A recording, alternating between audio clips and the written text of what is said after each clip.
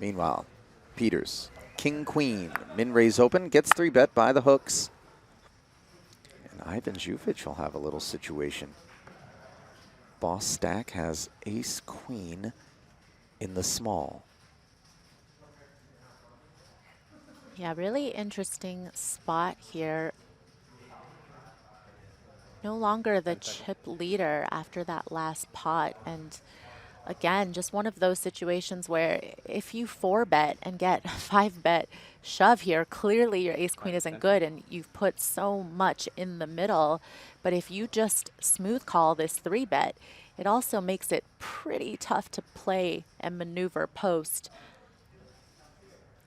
Because you haven't defined your hand?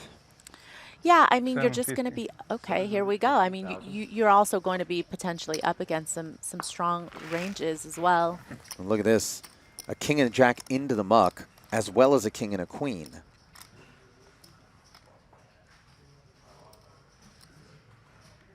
I think if I were Kade here, I would like to flat with a hand as strong as jacks. It's not really good enough to go with. You keep some 4-bet bluffs. Not that I think Ivan would have too many here, but you certainly keep a lot of worse hands in as well.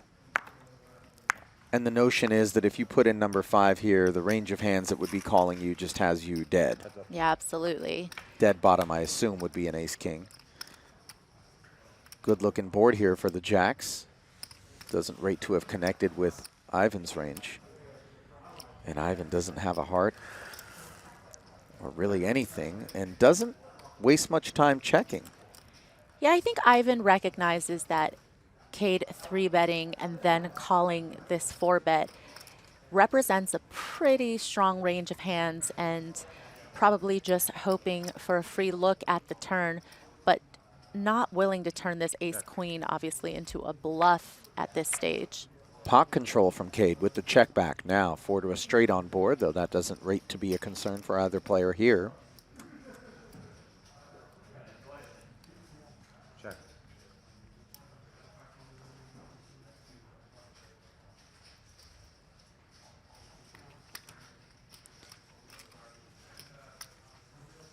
Looks like Kade is looking for some protection for her jacks. 575,000. Indeed. No more checking. 575,000.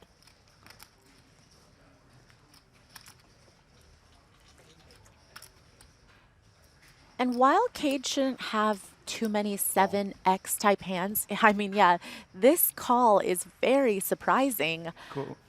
I think that's very ambitious to think that you are going to be up against worse.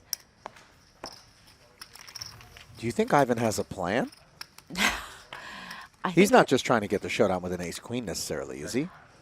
Well, apparently, yes. I think the board pairs and he absolutely checks. is. I think he just believes that ace high right now is going to be good. And of course, with this 8 pairing, it probably makes him even more confident. But now, Kade can take even more from Jufic. And the non-believer is going to have to spend $500K to sleep well tonight.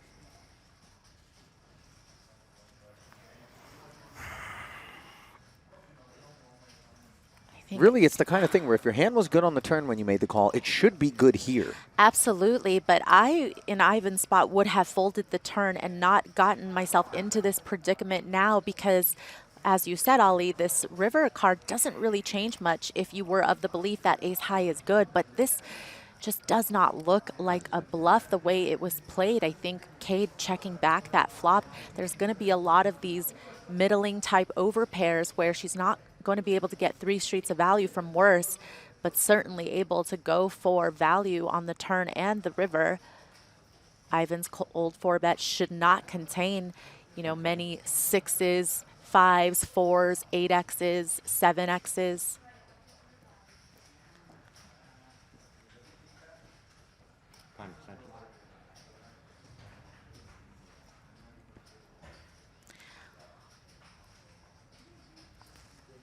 Ivan using an extension as he mulls this over. 3.35 million chip pot. 10 seconds. How much I spent? 2.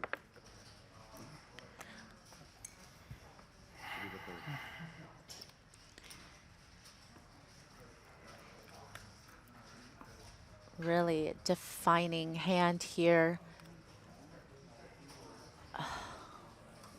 Oops. 1 more. A massive blow to the chip leader coming in. Seven. Ivan Jufic, who was a non-believer on that occasion.